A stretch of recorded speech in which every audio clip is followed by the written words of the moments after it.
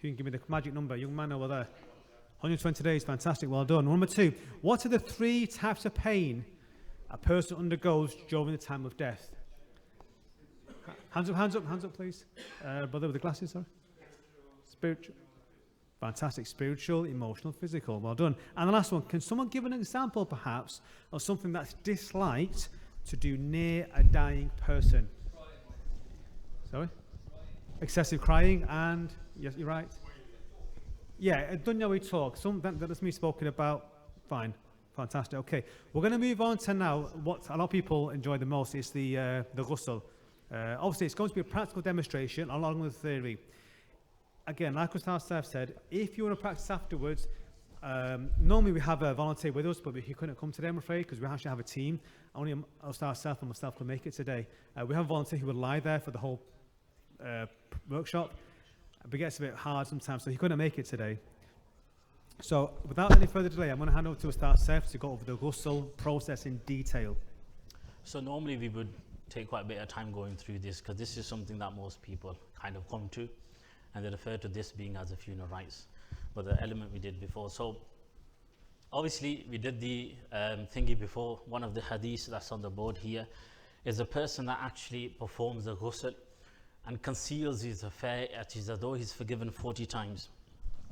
Now this is one of the reasons a different hadith comes here is, there's another hadith to the nearest effect is, a person that performs a ghusl of an individual and conceals the affairs of the individual, we will explain the concealing part, and he does it for the sake of Allah, he will get the sawab, the reward of Hajj Mabrur.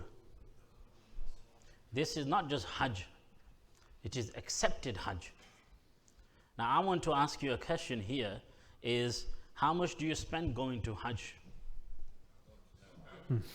I don't know if your London rates are quite high compared to Manchester, but yeah, 15 grand if you want to go first class. Apparently they've got AC tents now in Mina. So 10, 8, I don't think you'll find anything cheaper than 8.5. You might be a few miles away, but you got a chance to go to Hajj, £8,000, and you don't know whether it's going to be accepted or not. And then you got a chance to do someone's ghusl and get the swab of Hajj. Now, we're not Einstein here, but I think logically, what should we be doing? Yeah? Go to Hajj, do it. If you have the means, if you can do it. If you're spending all your life, how many Hajjs can you actually do in your lifetime? Yeah? The one you must do, okay? Further for you to do one if you meet the means for it. If not, at least do this in your lifetime. Okay, our parents grew up, struggling times, this and that, something for them to take away. Now, when we say there are two conditions, first of all, for a person doing a ghusl, he cannot take payment. Because ghusl is an act of worship. And for worship, you cannot accept payment. People have the question, why do these funeral directors take payment then? They're taking payment for the service, not for the ghusl or the masjid. If somebody comes to you and say, brother, give me 100 quid, I'll do the ghusl, stay away from him. Because it is not an act of ibadat. For an act of ibadat, you need the intention, it is for the sake of Allah. They cannot accept payment for ghusl. For other stuff, they can. How they think it. But the conditions, we will go through a few different conditions. But the person giving the ghusl has to make a swear to Allah that for him, what he has to conceal. Okay? Two things, he conceals the dead person. Does not disclose anything that he sees. Some people, what they do is they say, oh, I did the ghusl of that person. You didn't know he had this mark and he had that mark and he had, A'udzubillah min dhalik, fear Allah. You are disclosing the secrets of an individual which Allah has kept safe. Who are you to disclose? If you disclose his affairs, Allah will disclose your affairs. So no person should give the ghusl, person who mutters and talks and does a ghibah. We will come to the conditions of a person. This person standing here has to meet certain conditions for him to do this. And one of those conditions is a person that's trustworthy. Do not let anyone stand here, the guy that talks. Because if he talks, he's not going to be able to fulfill this condition. So he has no right to stand here. Second of all is the niyat. He should hope and desire by washing this Muslim, Allah subhanahu wa ta'ala give him the reward for this. It's the act of ibadah, so niyat is fard for it. Okay, you need to make the intention. That's the two acts of concealment. Now this is the quality of the person given the ghusl. So this person at the beginning here, needs to meet 5 conditions. If he does not meet these 5 conditions, he has no right to stand here and give ghusl. First condition is he has to be a Muslim. And not just a Muslim, he has to be baligh. Now, normally if we had time, I would go out to the audience and say, what makes you baligh? So baligh means mature. There are signs of maturity. This is why fiqh is very important. We have fathers that do not know when the son has become baligh, because now he's accountable for every act. We have mothers that do not know when the daughter has become baligh. Now who's accountable? The parents. It is your job to teach your kids when they become baligh the rights or wrongs, what they should start doing, what shouldn't start doing. So you need to be baligh to be standing here. You need to be mature. Just to give you a quick thingy, for males it is from the age of 12 to the age of 15. If you show the signs of puberty, become baligh. If somebody is a late grower, by 15 he is automatically baligh in Islam. If he's shown signs early, at the age of 12 he's baligh. So don't say I'm not reached 15 yet. It depends on you. You should know the signs. Fathers should know the signs of the children to know when they are baligh. Now they are accountable. Second, he needs to be honest and trustworthy. We already spoken about that. Why? So he doesn't backbite. He doesn't go around telling the affairs of this individual. That's the honesty party. He's going to be honest in doing the haqada of this body that's lying here. He needs to be able-minded. He should be able to know the right and wrong. What we mean here is you're not going to put somebody mentally unstable to do ghusl, because he needs to know the way of doing ghusl. That's what we mean by right and wrong. Does he know how to actually perform the ghusl of this individual? He needs to know his fiqh. He needs to know his fiqh for the washing. And I'm telling you, by the end of this session, not one of you will leave here not knowing how to do ghusl.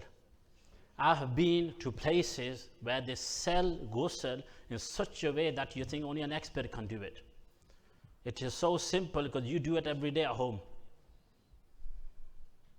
And you're doing the same thing to this person here. There's a different matter if you don't know how to do it at home. Yeah, and that I can only tell you to go learn how to do ghusl.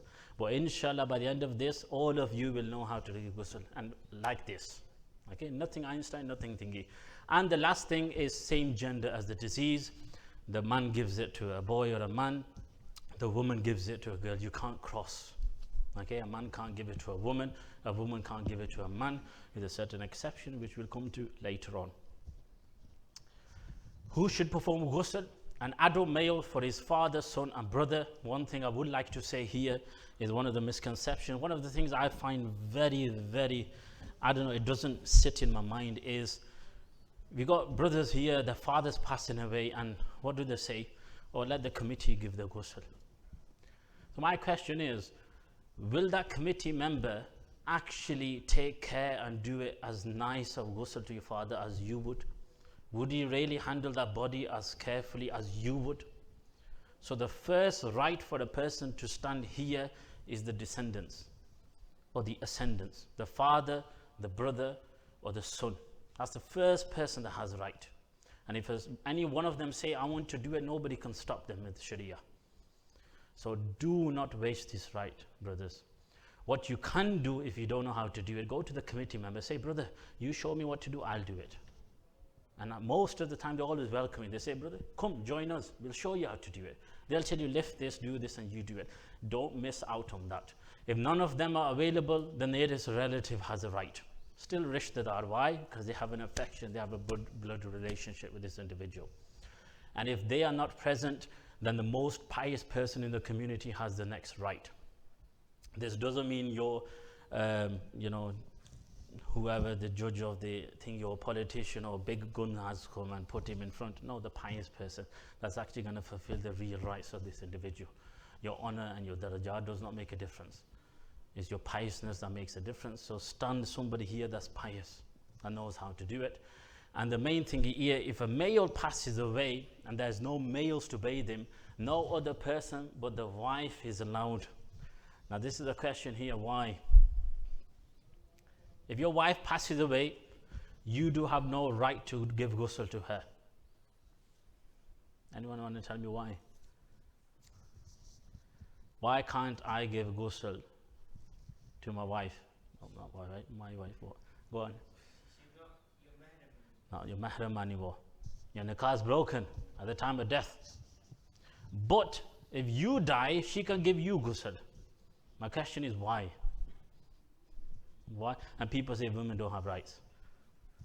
Well, Asif. Period of iddah. So the 3 months of iddah period, in which, what's the period iddah is she pregnant or is she not pregnant? Islam determines she cannot marry again, because if she's pregnant, her iddah period goes to 9 months until she delivers. If she's not pregnant, she can marry again after 3 months. So that 3 months, if nobody else is present, she can give you ghusl. Like if you're in the desert or something, I don't know. You're not going to find it here. There's always somebody, but Sharia gives a way out for everybody. Now the fact is, who should perform the ghusl? For sisters, there needs to be 3 or 4 sisters. When we give you the practical example, it won't be as practical as you think, but we'll show you how it's done. And you'll understand what's the reason. Why do we require 3 to 4 sisters in order to give one sister a ghusl? And the closest female relative, we spoke about that, that's fine. And next one is the husband is not allowed. We said because the nikah is broken. Closest male for the male. The wife is allowed if there's nobody else, but you only need 2 people for the male. So when we go through it, so inshallah I will show you the ghusl of the male, and then the female is exactly the same with few things different, which we will explain. That's the only difference. Everything else is the same. Young children are not allowed to give ghusl. Why? They don't meet one of those 5 conditions. They're not baligh. You need to be baligh to be able to give ghusl to somebody. Before puberty, a child may be washed by a male or a female. If you have a kid that's 8 years old, a female can give ghusl or a male can give ghusl. Why? Because they're not baligh, they're a child. Okay? They didn't have the responsibility of Sharia yet. Anybody can give ghusl to them. And the likewise, female to female, male to male. If a young daughter passes away, ideally you preferable you stick to the same gender. But if there's nobody about, then there's no prohibition from a male to give ghusl to a young daughter or a female, as long as they below the age of puberty. And for females, the age of puberty starts from the age of 9 and to the age of 12 within Islamically, okay? So they do get mature before men, and we don't need to emphasize on that. See some people that are 30, 40 and still not mature, and that's a totally different topic. So before starting the ghusl, those who are present should do what? First, make your intention. Like you said, it is a state of ibadat. You need to make your intention. Your intention is what? For Allah's sake. Allah, I am giving ghusl to this deceased. Okay, accept it for me. Okay, fulfill the sunnah, and I'm doing it to please you. That is, any ibadah you do should be for that sake. Make your intention. Just one thing to mention, the intention doesn't have to be verbal, it can be in the heart. Obviously, if you do both, that's fine, nothing wrong with it. Just understand, this is in English, obviously, in any language you wish to do so. It can be verbal, but it has to be at least from the heart as a bare minimum. So, just carry on. Yep. Make a intention again that I will conceal and I won't tell anybody about anything unpleasant or any defects of this body. Because that your whole ibadah is based on these 2 points. If you don't have these 2 points, there's no reward of Hajj for you. So it's all based on intention. Handle the body gently, because this person will suffer as you put the pressure. Okay, the more like the way you would, somebody punches you or somebody throws you about the bed, you will suffer. In the same manner, this person, even though he's dead, his soul is still connected to the body, he will feel everything you do to this person, including to the amount of the type of water you use and the hotness of the water, which will come to the adabs of what kind of water you should use as well. You should be in a pure state. I need to be in a pure state in order to give a ghusl, because najis thing, impure thing cannot purify a najis thing. Only a pure thing can purify a najis thing. Okay, so I have to be a tahir, and I can purify something that is najis. Okay, so you need to be in a state of ghusl thingy. Sorry, you have a question? Excuse me, I think that went back. Did you? Mentioned earlier during the session before, Hmm? when somebody is deceased, you need to have lights on, so that means the body has left, the soul has left the body. Yes. And the soul is around. So you just said when you're ghusling that the soul is in the body again. No, there's a connection to the body. So this is where, obviously going to go way off topic, but I'll just give you a quick example. So if you have the sun, there's a light. Then you have a mirror and you have a reflection. Okay? If somebody points the mirror at a reflection, are you going to say that's the sun? But the light of the sun is still there. So though the soul has left, but the light, the connection is still with the body, and it is still with Allah subhanahu wa ta'ala in the alam-e-barzakh. That is why whatever happens to the body, the soul still feels it. Okay, right until it goes into the grave, and it maintains that connection till the body is dead, vanished, and Yawm al-Akhirah, there is nothing but the soul. And ikhtilaf, where the body comes in, that's a totally different. Perfume, the frankincense, what we normally do is we ignite the loban of frankincense in the room. Again, this body now is impure, and we still don't want the jinnat or shayateen to enter around here or play about, so we make the area clean. That's all it is, yeah. And one thing, we make it perfumed. Why? Because when we do the ghusl, if any feces or number 1 or number 2 comes out, it's going to make the room stink. So if you put incense, it's going to make it easier for you giving the ghusl. You won't smell any of that as well. We have a sample there for frankincense. If we So what we pass will it do, around, yeah. so when I start showing you these things, I'm going to pass this around so you can all smell them, you can see it. But I'm just keeping that until we start coming to the actual ghusl. So if the person's come here, now this person's come on the bed, on the table, no hair of the deceased should be cut, okay, of the beard or any other body, shaved, trimmed or combed. If this person has come here, let's say he didn't make himself tahir, which you should do every Jummah, once a week, it is a sunnah, to shave your pubic hair and to shave your underarm hair. That is tahir, okay? That's the laws of it. If you reach a number of days, 40 days, that is makruh tahrimi, just under haram for you. So every ibadat becomes haram. So if this person has come here that hasn't looked after himself, you can't make him pure now. Tough. That's the importance of you looking after yourself. Gloves and apron. Let's just assume I got an apron on. I'm not going to wear it, but I got gloves on. Why? We'll come on to that. And I might as well just tell because I might forget. So this person is najis. He is impure. I touch this person, I become najis. But if the water that splashes of a najis is najis, it is dirt, dirty water. If that water splashes on my clothes are dirty. Hence I wear an apron. So the body does not touch me, because what used to happen in the olden days, they didn't used to have gloves or aprons. So that is why when the person given the ghusl has to do ghusl afterwards himself to become clean. And what happens, if you got a janazah straight away, you get no chance of meeting the janazah. The person given the ghusl all the way either missed the janazah or never got there in time. So Hudat of the 21st century, all I need to do is remove my gloves, apron, I can join the janazah because I'm still pure. So hence why it's important to wear gloves, wear an apron. If something does get onto your clothes, then you need to change your clothes, because you can't stand in salat, janazah salat with dirty clothes, because then you need to know the fiqh of salat, because the further of outside salat is cleansing us of the clothes. Remove any rings and jewelry. We mentioned this before. If people at home didn't do it, unfortunately this person at the ghusl table now has to remove everything. And by this time the body is very stiff, and you will do anything needed possible to remove those things. But tubes and drips, now again, if you're in hospital, unless you're a qualified practitioner, do not start pulling the needles out yourself. Let the nurses do their job. They will do a better job than any of us could ever do. So just bear that in mind, please. As much as you want to get the body ready quickly, which is fine, call the nurse over, explain the situation. They will do a very, very good job. I'm speaking from experience here. So please don't try to be brave and start pulling needles out. And no, don't mess anything up. It's their equipment. Obviously, the body is your loved one, but let them do their job if in hospital. Okay, so we're going to have an example. So young brother here has volunteered. I would have opened it up, but we got somebody. What's his name, the young brother? What's your name, young Hats man? off to you. Abdul Hadi, mashallah. Very brave volunteer. Don't worry, this table can support someone up to 150 kg. So yeah, just make yourself comfortable. Yeah, do you want to put your feet that way? Would that be better? No, this is fine. Let's sure, do that. Qibla's Yeah. Qibla's that's fine.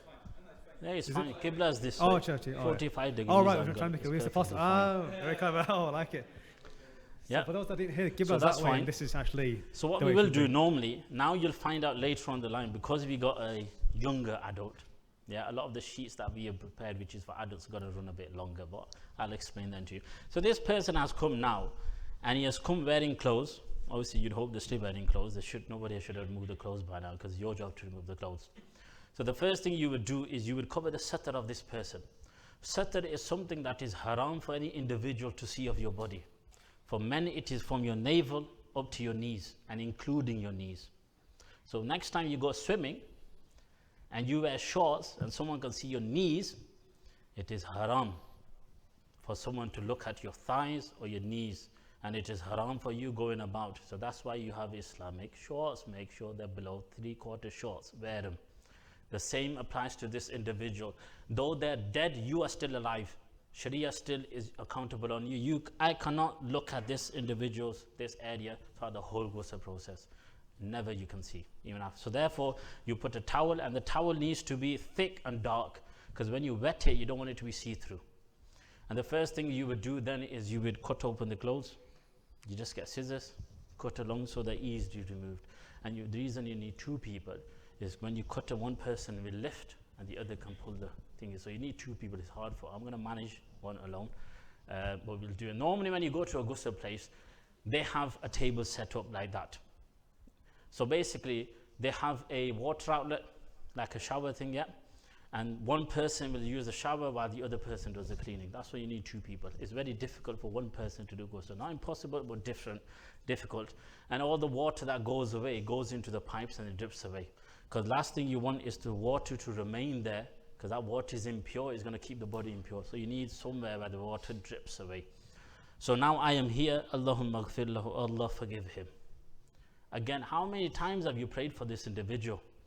You prayed for him while he was alive. You prayed for him while he was dying. You prayed for him while you are doing ghusl. How many chances he's not even met his creator in the grave yet?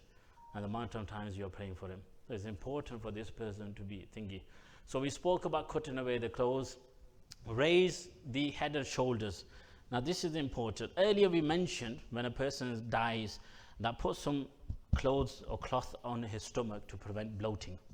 And by cloth we mean something like this. It doesn't mean put books and books or just press it so deep to hurt the person. Yeah, just enough weight like this. Okay, 1-2 towels is enough to keep the bloating down. Now what you're going to do, what's the first thing you do when you do ghusl at home? Not putting you on the spot, but anyone tell me? What's the first thing you do when you enter the toilet or the bathroom when you want to do ghusl? Before wudu? Intention you can do, because I made my intention, yeah? So the same thing, you do the intention, I made my intention. What's the next thing you do? Before wudu, istanja. So I'm going to do the istanja for this individual. Like I told you, it's not rocket science. I want everyone leaving this room, inshallah, knowing how to do ghusl. You do his intention, I did my intention. I'm going to do is istanja now. The way you do, not real, don't worry. It's just going to be theoretical.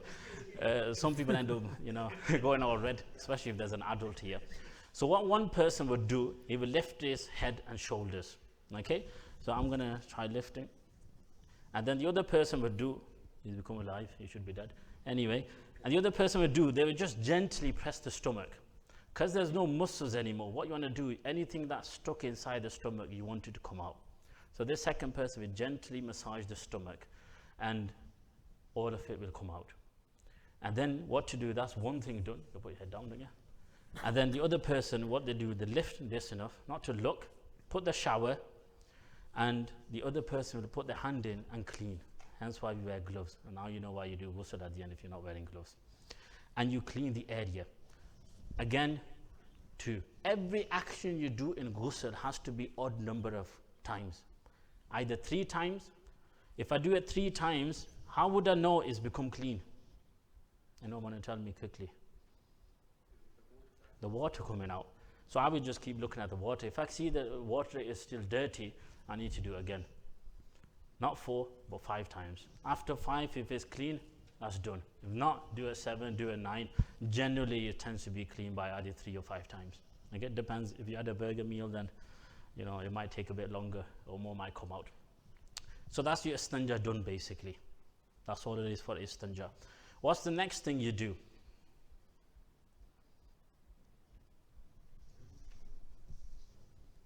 When you do ghusl at home, wudu, isn't it? So there's a sunnah way of doing wudu, and then there's the fardain, the fard aspects of wudu. So because I did the istanja, I need to make sure that the istanja place is fully clean. So what I would do is I would tilt the body this way, so the other person can get behind the buttocks and clean that area, because you want to make sure everything's clean. Nothing needs to stay in this area.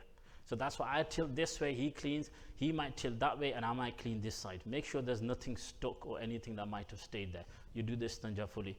After that, we come on to the wuzu aspect. So now for wuzu aspect, what I can do is I can get the person's hands out of the thingy. If you want to bring that one out as well, please. Obviously, that's not part of sutra, so we have it. And the 4 acts fara'id of wudu are simple.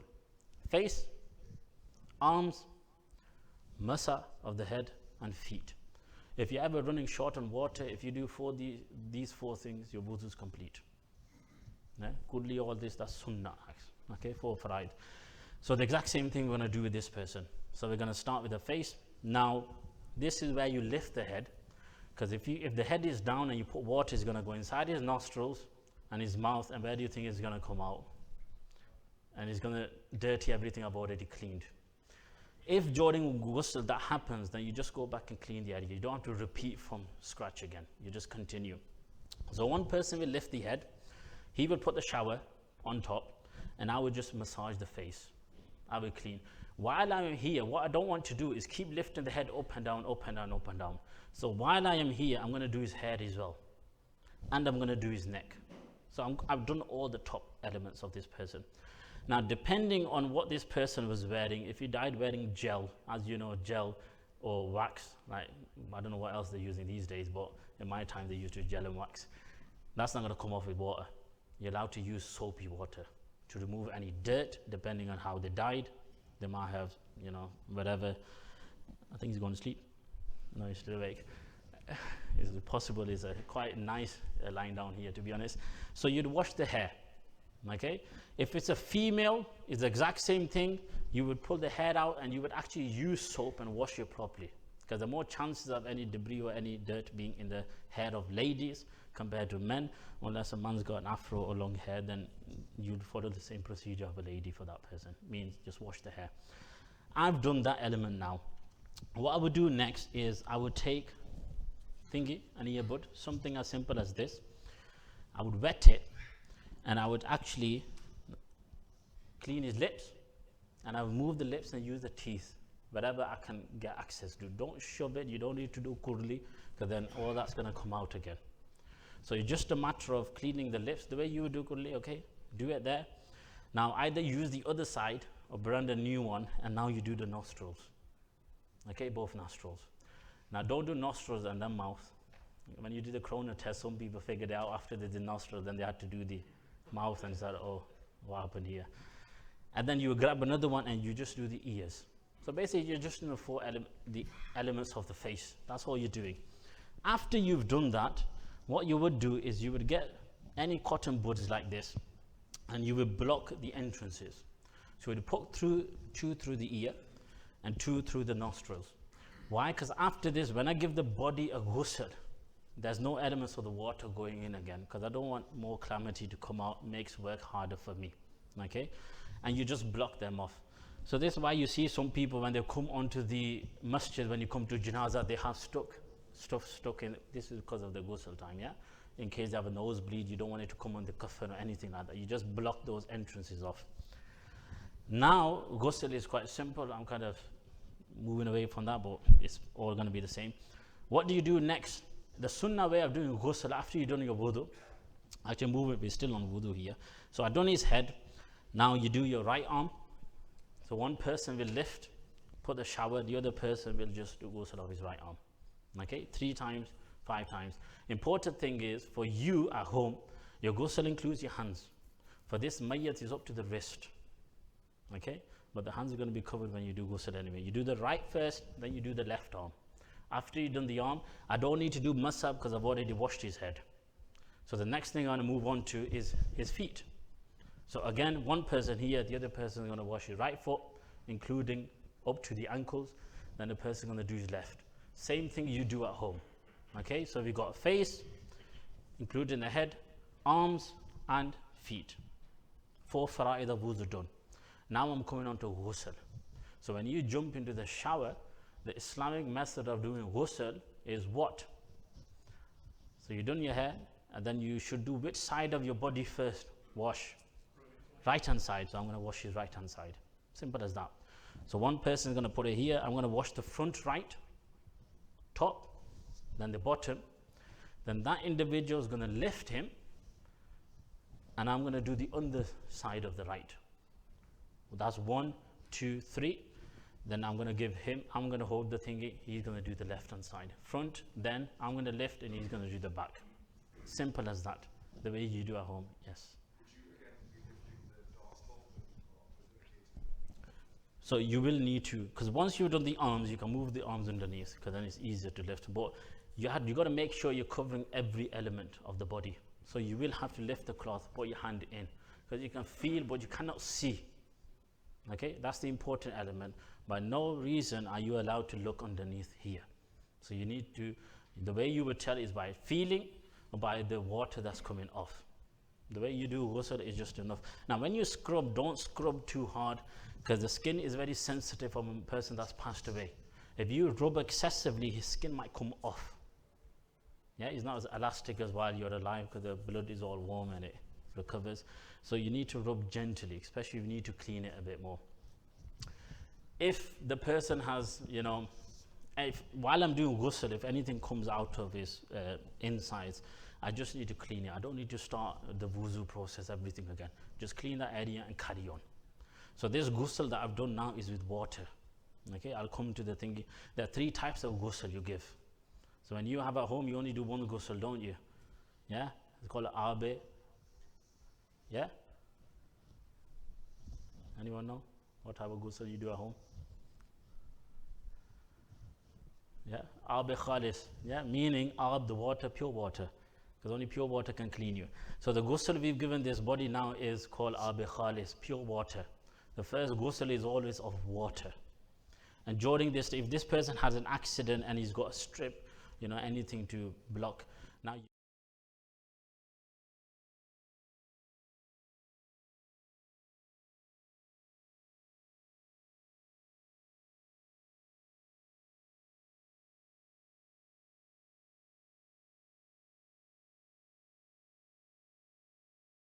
person has died and passed away.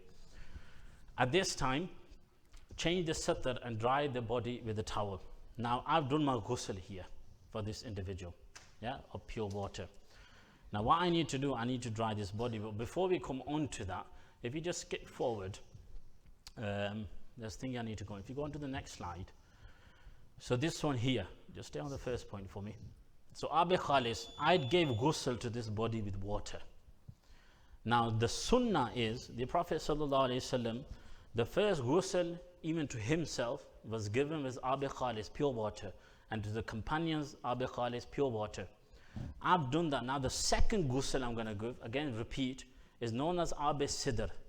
Okay, Sidr is lote tree leaves. This is known as Abe Sidr. Okay, Sidr. You can buy this on Amazon, 4 or 5 quid, etc. Then you have a powdered version of this. It's up to you. For this now you need a bucket. You mix this into a bucket, and then you wash the ghusl quickly. You just pour the water over. You don't need to go thorough, because you already cleaned this individual. The purpose of Sidr is, if you go to Umrah, the ghusl you have during Umrah, it is sunnah to use Abe Sidr. The Prophet ﷺ, when he used to go to Umrah, he used to have a bath with Sidr water. The purpose of Sidr, so I'll pass this around so you can all see. I'll do that actually. If you want to just pass it that way and just move it about, and I can collect it at the end. So the purpose of this, Sidr, in according to the Sunnah Sharia, protects a person from nazar and black magic. So if you are suffering from nazar, or you are suffering from sihr, black magic, have a bath with Sidr water. You can buy off Amazon. This is forgotten Sunnah. People running around to Babaji and this and that, do something for me. You forgot all elements of Sunnah here. There's so many things in Sunnah that the Prophet ﷺ has prescribed for you. Do it. Make a habit. At least your ghusl that you do on every Friday should be Sidr water. Why not? Have your shower during the week with water. Just put some in a bucket. We'll show you how much quantity, and have that with it. Purpose is it acts as a disinfectant. So in that time, it wasn't soap. They used to do Sidr, because Sidr removes dirt. Okay, there's other elements of that. Once I've done the Sidr water, the third water I'm going to use is called Abe Kafur. Kafur in English known as camphor. Okay, and those of you who are old enough, open it, smell it. It smells like wicks. Okay, And this is the last ghusl you give this body. You need a smaller bucket, throw 2 tablets in, and give the final ghusl, just pass the water over. And what it does, it gives a smell to the body, so when the body goes into the grave, it repels the insects from that person. Okay, it repels the insects and snakes and scorpions from the body, because it's fragrant. So some people do what they do, they use atar, shatar, this and that. Use the sunnah stuff here. Kafur acts as a fragrance. There's no harm in using itar or whatever after. What Abis Sidr kafur is your last thingy for it. Obviously, quantity wise, don't put too much in so it colors the whole water in a really dark color, and don't use too less that you can't even tell something's in there. So use a middle quantity. And if you know the rules of fiqh, is you tell by thingy of taste, look and smell of it. Obviously, we're not asking you to taste it, we're not asking you to smell it, you can just look and see the quantity of what the mixture should be. So that's your 3 ghusls you give. There's nothing preventing me and you to be having these ghusls at home. Again, you can buy this from Amazon, few quid, once a month, every week, wherever you want to, throw some into your bucket. Mostly Asians always have a bucket in the shower. Yep, throw it in, have the ghusl. Okay, fulfill the sunnah of the Prophet sallallahu alaihi wasallam. Pretty much your ghusl done. Any questions on ghusl before we move on forward? The more you have, easier for you. There's no limit. Minimum is 2. Because of the necessity to move creates ease for you. But you can have more than that.